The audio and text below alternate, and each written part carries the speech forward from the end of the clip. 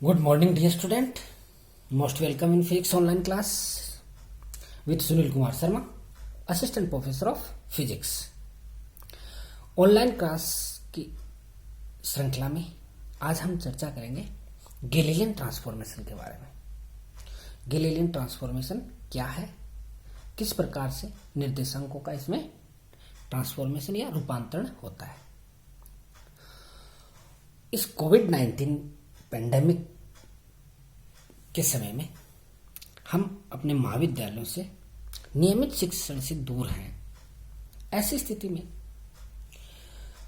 जो हमारा शिक्षण है वो कंटिन्यू रहे, चलता रहे, इसके लिए आपको हम व्हाट्सएप के माध्यम से पीडीएफ और कॉलेज की यूट्यूब के माध्यम से वीडियो प्रोवाइड करवाते हैं। इसका भरपूर लाभ हमें कब मिलता है? जब हम नियमित रूप से जो पीडीएफ है उनको देखें और जो यूट्यूब पर जो वीडियोज हैं उनको देखें, और किसी तरह की कोई समस्या हो तो उसको हम कमेंट के माध्यम से या व्हाट्सएप के माध्यम से क्लियर करें। तो आज के इस टॉपिक गैलीलियन ट्रांसफॉर्मेशन के बारे में स्टडी करते हैं, समझते हैं क्या है। तो गैलीलियन ट्रांसफॉर्मेशन क्या है कि एक जड़त्वीय निर्देश तंत्र के सापेक्ष दूसरे जड़त्वीय निर्देश तंत्र में संबंध को हम क्या कहते हैं? गैलीलियन ट्रांसफॉर्मेशन या गैलीलियन रूपांतरण कहते हैं। यदि किसी एक स्थिर जड़त्वीय निर्देश तंत्र के सापेक्ष कण की स्थिति ज्ञात है तो हम गैलीलियन ट्रांसफॉर्मेशन का उपयोग करके अन्य जड़त्वीय निर्देश तंत्र के सापेक्ष भी कण की स्थिति को ज्ञात कर सकते हैं, उसकी वेलोसिटी को ज्ञात कर सकते हैं, एक्सीलरेशन को ज्ञात कर सकते हैं। हम गैलीलियन ट्रांसफॉर्मेशन पोजीशन का देखेंगे, वेलोसिटी का देखेंगे, एक्सीलरेशन का देखेंगे। सबसे पहले हम स्थिति का रूपांतरण देखते हैं, transformation of position. Transformation of position में भी हम 3 केसेस के तहत स्टडी करेंगे। फर्स्ट है जब दोनों निर्देश तंत्र प्रारंभ में समपाती हैं। माना एक जड़त्वीय निर्देश तंत्र एस डैश प्रारंभ t=0 पर निर्देश तंत्र एस के समपाती है। प्रारंभ में जब t=0 है तब एस और एस डैश दोनों निर्देश तंत्र एक ही हैं। इनके मूल बिंदु O और O डैश एक ही बिंदु पर है तथा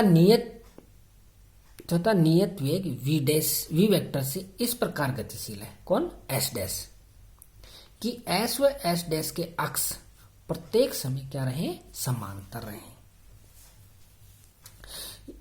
प्रारंभ में ये संपाती हैं, उसके बाद में S डैश निर्देश तंत्र है वो v वेलोसिटी से क्या कर रहा है? मूव कर रहा है, और इस प्रकार मूव करता है कि इसके अक्ष आपस में पैरेलल रहे, वाई अक्ष आपस में पैरेलल रहे, और जेड अक्ष है वो भी आपस में क्या रहे? पैरेलल रहे।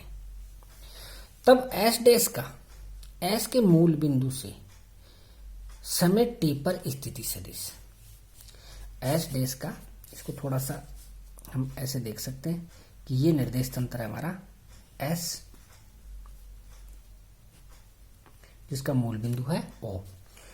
कुछ टी समय बाद में एस डैश की स्थिति ये वाली हो जाती है जिसका मूल बिंदु है O डैश।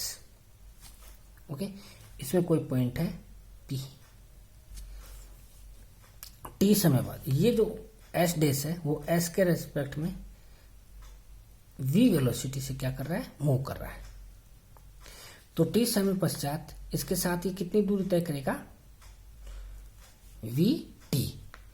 तो ये जो पोजीशन हो जाएगी, स्थिति सदिश हो जाएगा इनके मध्य, वो कितना हो जाएगा? r0 vector equal to v vector t. निर्देश तंत्र एस डैश के सापेक्ष p का स्थिति सदिश, एस डैश के सापेक्ष p का स्थिति सदिश क्या होगा? ये वाला होगा r डैश वेक्टर, और इसके निर्देशांक हम ले रहे हैं x dash, y dash and z dash. तो ये जो r डैश वेक्टर होगा वो क्या हो जाएगा? x dash i cap plus Y dash J cap plus Z dash के कैप। ऐसे ही एस के सापेक्ष पी का जो स्थिति सदिश होगा आर वेक्टर, वो क्या होगा, एस के सापेक्ष जो हम इसके निर्देशांक ले रहे हैं वो अक्ष वाई एंड जेड ले रहे हैं। ऐसी स्थिति में आर वेक्टर इक्वल टू क्या होगा, अक्ष i cap plus Y J cap plus z k cap. R dash vector equal to क्या आएगा, r vector minus are zero vector. Vector addition से ये आर जीरो वेक्टर है, ये आर डैश वेक्टर है और ये क्या है, आर वेक्टर है। तो vector addition R vector equal to R zero vector plus R dash vector, या हम कह सकते हैं R dash vector equal to R vector minus are zero vector. R dash vector की वैल्यू पुट अप कर दो, X dash I cap plus Y dash J cap plus Z dash के cap equal to R vector की X I cap plus Y J cap plus z k cap minus are zero क्या है, we T. यहाँ we के भी component होंगे, v x v y v z. तो v vector क्या हो जाएगा, वी एक्स आई कैप प्लस वी वाई जे cap plus v z k cap.